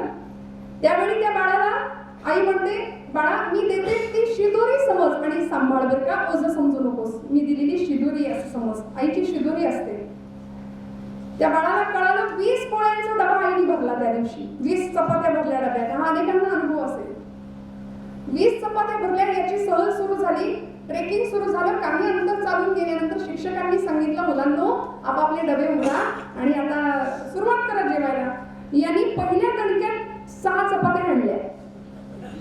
मग म्हटलं माझी आई किती ग्रेट आहे, मी आधी म्हणत होतो 4च दे, हिने 20 पोळ्यांचा डबा भरला, दिवसभर मला ते पुरणार आहे आता. तेव्हा आईने सांगितलं होतं, वागव, सांभाळ सांभाळ, ओझं समजू नको, ही मी तुला दिलेली शिदोरी आहे. मग ही संस्कारांची शिदोरी आई आपल्याला देत राहते वेळोवेळी. आणि देण्यातला आनंद घे, देण्यातला आनंद घे. भारतीय संस्कृती द्यायला शिकवते, मातृशक्ती आम्हाला देण्यातला आनंद द्यायला शिकवते. सध्या मी नाही तू खा ही वृत्ती कमी आहे आणि तुला नाही मलाच मिळू दे हे सगळीकडे आहे ना. त्यामुळे आई द्यायला शिकवते. आई वेदना आहे, आई भक्ती आहे, आई शक्ती आहे, आई वात्सल्य आहे, आई विश्वास आहे, आई श्रद्धा आहे, आई प्रेम आहे. या असंख्य रूपांमध्ये, संवेदनशीलतेच्या रूपामध्ये मातृ देवता आम्हाला दिसते. ती आई आपल्या लेकराला सांगते, ओझं समजू नको, ही मी दिलेली तुला शिदोरी आहे. ते बाळ घेऊन चाललं ती शिदोरी. सहल सुरू झाली, ट्रेक सुरू झाला. त्या चपात्या त्याला शेवटपर्यंत पुरल्या. जसं त्या मुलाच्या सहलीमध्ये त्याला त्या चपात्या किंवा तो डबा किंवा ती शिदोरी शेवटपर्यंत पुरली, तसं संतांना, ज्ञानोबांना या जगाने विश्व माऊली ठरवलं, माय ठरवलं जगाची. तर या संतांनी आम्हाला सुद्धा शिदोरी दिली आहे, शिदोरी दिली आहे बरं का. मग ती गाथेची आहे, ती ज्ञानेश्वरीची आहे, ती दासबोधाची आहे, ती नाथ भागवताची आहे, ती मनोबोधाची आहे, ती हरिपाठाची आहे. ती शिदोरी जर आमच्या लेकरांनी वेळीच घेतली, हातामध्ये बाळगायला सुरुवात केली. 5व्या वर्षी संत माऊली आम्हाला सांगतात की घेऊया हातामध्ये हरिपाठ. 10व्या वर्षी घेऊया हातामध्ये मनोबोध. थोडा मोठा झाला, घेऊया हातामध्ये ज्ञानेश्वरी, घेऊया हातामध्ये गाथा. असं करता करता करता एक शब्द थोडासा वाईट बोलून जाईल, आपण वाईट वाटून घेऊ नका, पण बऱ्याचदा वयाच्या 60 नंतर 70 नंतर जगाने दिलेलं नाकारलेपण ज्यावेळी वाटायला येतं, त्यावेळी म्हणाले संत माऊलींनी दिलेली ही ग्रंथरूपी शिदोरी आमच्या कामी येते, ही शिदोरी आमच्या कामी येते. त्यावेळी मग अस्वस्थपणा, वाईट वाटणं हे सगळं बाजूला राहतं. कारण संतांनी त्या संतरूपी आईने दिलेली लेकुराचे हित वाहे मामुलीचे चित्त, हे हा संतांच्या बाबतीतला अभंग आहे तुकोबरायांचा, की संतांना आईचा दर्जा देणारा. त्यामुळे ही शिदोरी तुमच्या माझ्याजवळ राहणारी कायमस्वरूपी, जी सरणारही नाही आणि उरणारही नाही, पुरणारही नाही, शिदोरी संस्कारांची या मातीला प्रत्येक मातेनं दिली, म्हणून इथली नररत्न घडली. स्वामी विवेकानंदांचं आयुष्य असू दे, अशी एक आई या समाजाने सुद्धा पाहिली. कर्मवीर रावराव पाटलांच्या पत्नी लक्ष्मीबाई स्वतःचं मंगळसूत्र सुद्धा गहाण दिलं, कारण लेकरांचं, वसतिगृहातल्या लेकरांचं जीवन सुफलित व्हावं, त्यांना उत्तम जीवन जगता यावं. त्यागाची भूमिका आई शिकवते, आई दातृत्व शिकवते आणि प्रचंड निर्णय क्षमतेने खंबीर पुढची पिढी घडवण्याचं काम या मातृशक्तीने केलंय. त्यामुळं ही माता खरं तर आदिशक्ती आदि माया अशा स्वरूपामध्ये आपण तिला पाहतो. नवरात्रीचा जागर आहे, या मातेचा गौरव आहे. महिला वर्ग आता अत्यंत आनंदात आहे. 9 दिवसाचे 9 रंग, सगळे आम्ही रंगांचा उत्सव करतोय. पण मी मुद्दाम थोडासा विषयाला फाटा फुटेल कदाचित, पण मी मुद्दाम सांगेन, कुठल्याही धर्मशास्त्रात, कुठल्याही परंपरेत आणि कुठल्याही ग्रंथात असं लिहिलेलं नाहीये की देवीने अमुक दिवशी अमुक रंगाची साडी नेसली होती. असं कुठेच लिहिलं नाही. मी हात जोडून कधी कधी आमच्या महिला वर्गाला सांगते, नको त्या गोष्टींचा आम्ही अट्टहास करतो ना. आई म्हणून जर भूमिका आम्ही निभावत असू ना, तर आमचं कर्तव्य आहे की आता येणाऱ्या पिढीला, येणाऱ्या लेकी बाळींना टिपऱ्या हातात घेऊन फक्त 10 दिवस गरबा करायचा आणि फक्त नाचायचं हे शिकवण्यापेक्षा आजचा समाज नाचायला नाही, आजचा समाज वाचायला शिकला पाहिजे. त्यामुळे परवा एका मुलाला प्रश्न विचारला मी, बाबा तू वाचतोस का? तो म्हणाला नाही वाचत, कारण ट्विटरवर अकाउंट आहे, फेसबुकवर अकाउंट आहे, इंस्टावर अकाउंट आहे, व्हॉट्सअपचे एवढे मेसेज असतात. म्हणलं ताई, आणि अलीकडे मोबाईल माझा एवढा लवकर चार्ज होतो की मला वेळच नाही मिळत अभ्यासाला. अलीकडे मोबाईल एवढा लवकर चार्ज होतोय, मला अभ्यासाला वेळच नाही मिळत. या तक्रारी आहेत आमच्या, या तक्रारी आहेत. त्यामुळे ती अशा पद्धतीची जडणघडण जर आमची होणार असेल, अशा पद्धतीचं कर्तृत्व जर आमच्याकडून घडणार असेल, तर आईने फार सुंदर हातात घेणं काही गोष्टी गरजेच्या आहेत आत्ताच्या आईने, बरं का. कारण माऊली म्हणतात, येत वडील जे करीती तया नाव धर्म ठेवीती तेची येर अनुष्ठिती सामान्य सकल. म्हणून घरातल्या आईवर खूप मोठी जबाबदारी आहे. कारण आजच्या आमच्या लेकी बाळी, आजचा आमचा मुलांचा जो सगळा वर्ग आहे, वय वर्ष 5 किंवा गर्भापासूनच संस्कारांचं सिंचन जर योग्य प्रकारे झालं ना, तर 15व्या 16व्या वर्षी बाहेरून जे हल्ले होत आहेत आमच्या लेकरांवरती, किती भयानक वातावरण आहे आजूबाजूला, आपण कल्पना करू शकता. आमची लेकरं बाहेर गेली ना की अन्याय, अत्याचार, अनेक वाईट घटना, अनेक वाईट अपशब्द, सगळ्याचा मारा होतोय त्यांच्या डोक्यावरती, त्यांच्या मेंदूवरती. म्हणून आई म्हणून घरातल्या आईनी, त्या मातृशक्तीने किती खंबीर आणि सक्षम असणं गरजेचं आहे. नवरात्रीच्या 9 दिवसांमध्ये आई जर हातात टिपऱ्या घेऊन गरबा खेळत असेल, तर ती मुलगी पुढे काय करणार? लव जिहादच्या केसेस इतक्या वाढतात समाजामध्ये. आता स्वसंरक्षण लेकीला देणं किंवा इथून पुढे आपणही स्वसंरक्षण, म्हणून तर झाशीची राणी का आठवायची? एवढंसं लेकरू होतं 5 वर्षाचं, बांधलं दामोदराला पाठीशी, ती मातृशक्ती समोर ठेवायची. म्हणून आमच्या पुण्यामध्ये बालगंधर्व रंगमंदिरासमोर झाशीच्या राणीचा पुतळा आहे. म्हणजे ही मी पुण्यात राहते म्हणून पुणेकरांची खासियत सांगते आपल्याला. आणि पुणे तिथे काय? पुणे. म्हणून तर माऊली म्हणाल्या, पुण्याची गणना कोण करेल? तसं नाही बरं, म्हणजे आपण सावधपणे आहात. पुण्याची नाही हो, पुण्याची गणना कोण करेल असं माऊली म्हणाल्या. ज्याच्या मुखात हरीचं नाव आहे त्याच्या पुण्याची गणना कोण करेल असं ज्ञानोबा म्हणतात. त्यामुळे पण आत्र्यांनी फार सुंदर, आपण सगळ्यांनी ते ऐकलेलं असेल कदाचित, मी पुनरावृत्ती करते की बालगंधर्व रंगमंदिरासमोर झाशीच्या राणीचा पुतळा, ते मातृशक्तीचं प्रतीक आहे. बाळाला बांधले पाठीशी, वात्सल्य पाठीशी बांधलं, वीरश्री अंगामध्ये संचारली. आणि युद्धामध्ये लढताना सुद्धा अगदी रात्रीच्या 1:30-2च्या अंधकारामध्ये शत्रूची फळी मागे आहे, म्हणजे शिकारी कुत्र्यासारखा पाठलाग चालू आहे, जीवन मृत्यूची भयंकर शर्यत सुरू आहे. आणि अशा वेळी मागून आवाज येतो, आई आई भूक लागली ग, खायला दे ना काहीतरी, आई भूक लागली. काय करावं? 1:30-2चा अंधकार, रक्ताने माखलेली राणी, मागे इंग्रजांच्या संगीने रोखल्या गेलेल्या आहेत. आता भांडेर नावाचं गाव लागलं, त्या गावामध्ये तिने तो घोडा नेला, बाजूच्या शिपायांच्या चौक्या लावायला सांगितल्या आणि शत्रूचा सुगावा लागताच इशारा द्या म्हणून सांगितलं. दामोदराला मांडीवर घेतलं, काळवंडलेलं त्या पोराचं फेस आला होता तोंडातून. भूक, खरं तर तो दत्तक पुत्र होता, पण आईचं अंतःकरण, वात्सल्य, मातेचं अंतःकरण. शेजारी एक वाडा दिसला, त्या वाड्याच्या दिंडी दरवाजावर थाप मारली, ताई ताई दार उघड ग, माझ्या दामोदराला खूप भूक लागली, ताई दार उघडणार. दरवाजा नाही उघडला गेला शोध, कारण त्यांना माहिती होतं उद्या या राणीसाठी जर दार उघडलं तर उद्या आपल्या घरावरून गाढवाचा नांगर फिरेल. त्यामुळं दिंडी दरवाजातून थोडासा हात बाहेर आला आणि हातात द्रुत भाताचा द्रोण होता, तो द्रुत भाताचा द्रोण घेतला आणि धावत आली, त्या पिंपळाच्या पारावर बसली. असा घास कालवायला लागली. दामोदराला पहिला घास भरवणार एवढ्यात कानशिलाला थंडगार स्पर्श झाला आणि मागून आवाज आला, राणी साहेब हँड्स अप. मागे लेफ्टनंट बोकर नावाचा इंग्रजी अधिकारी, त्यांनी बंदूक रोखली होती. पण आईचं, म्हणजे गरीब गाय असली ना, ही माताच आहे, गरीब गाय असली आणि तिच्या वासरावर जर बेतलं तर ती वाघ सिंहाला सुद्धा शिंग रोखते. ही पराक्रमी राणी होती हो ही तर. त्यामुळे तिने म्हणजे इतक्या वेगाने हालचाल केली आहे. काय असतं शक्ती म्हणजे काय नेमकी? बिजली म्हणायचे लोक तिला, बिजली. इतक्या वेगाने हालचाल केली, मला शब्दात सांगता येणं कठीण आहे. तिने पटापट दामोदराला घास भरवले, शेवटचा घास भरवला आणि मागे उभ्या असलेल्या, बेसावध असलेल्या बोकरच्या डाव्या कानशिला खाली त्याच उजव्या हाताची, पालथ्या हाताची अशी सन्न कडेने लगावून दिली. तो आडदाड एवढा इंग्रज फौजी अधिकारी जागच्या जागी बेशुद्ध झाला हो. आणि हिनी पटकन घोड्याच्या लगामाला हिसका दिला, घोड्यावर मांड घेतली, पाठीमागे दामोदराला असं कवटाळलं आणि वाऱ्याशी स्पर्धा करत कुणाला काय कळायच्या आत दिसेनाशी झाली. ती माता, त्या मातेचं वात्सल्य. म्हणून तर दामोदरालाच पाठीशी बांधून तो ते स्मारक बालगंधर्व रंगमंदिरासमोर आहे. आचार्य अत्रे असं म्हणायचे की ज्या पुरुषांनी स्त्रीनी कसं असावं, स्त्रीनी कसं नटावं, स्त्रीनी कसं लाजावं, कसं उभं राहावं हे शिकवलं, ते नारायण श्रीपाद राजहंस म्हणजे बालगंधर्व. आणि ज्या स्त्रीनी पुरुषांनी कसा पराक्रम करावा, मैदान गाजवावं हे शिकवलं, ते झाशीची राणी. दोघंही समोरासमोर आहेत, याला म्हणायचं पुणेकर.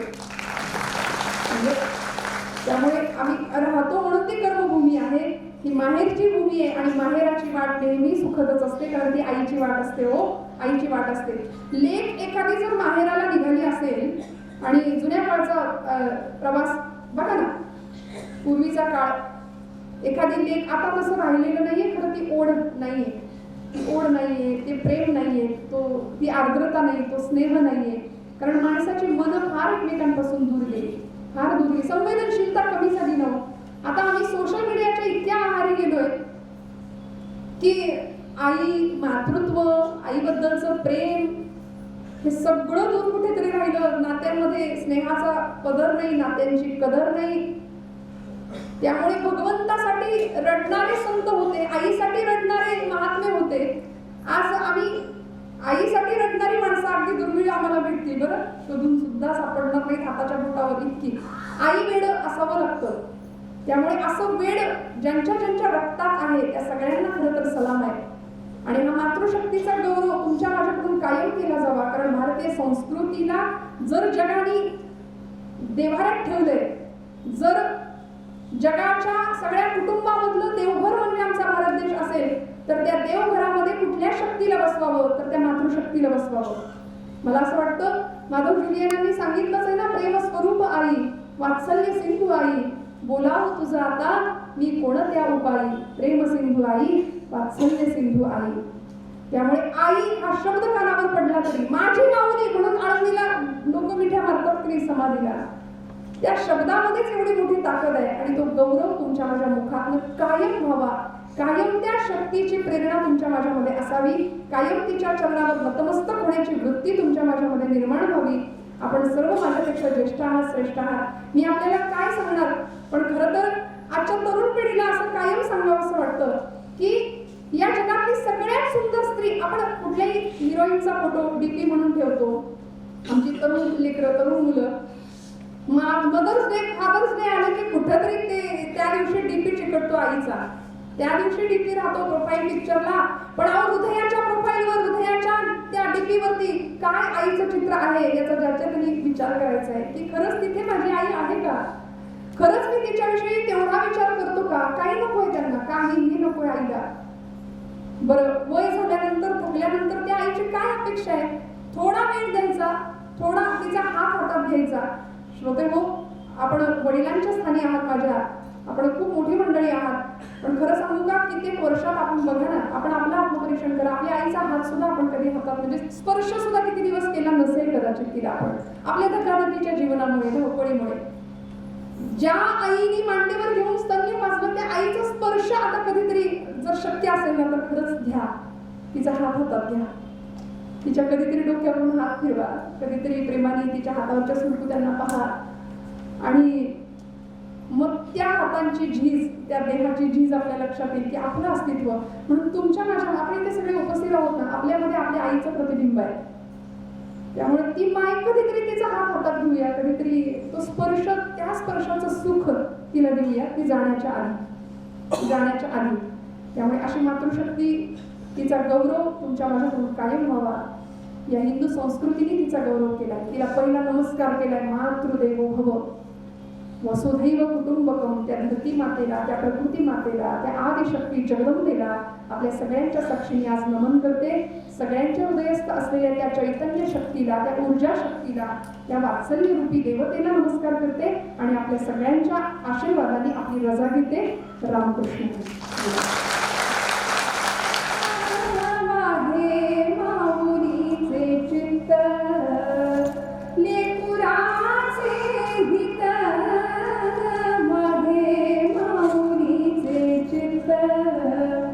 ऐसी कळवळ्याची जाती, ऐसी कळवळ्याची जाती, करी लाभा वीण प्रीती, करी लाभा वीण प्रीती,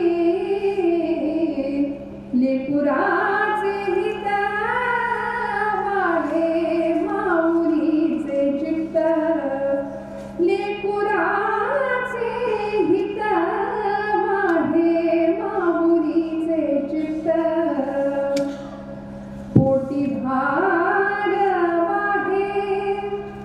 पोटी भार वाहे त्याचे सर्वस्व ही साहे पोटी भार वाहे त्याचे सर्वस्व ही साहे लेकुराचे हित वाहे माऊलीचे चित्त तुका म्हणे माझे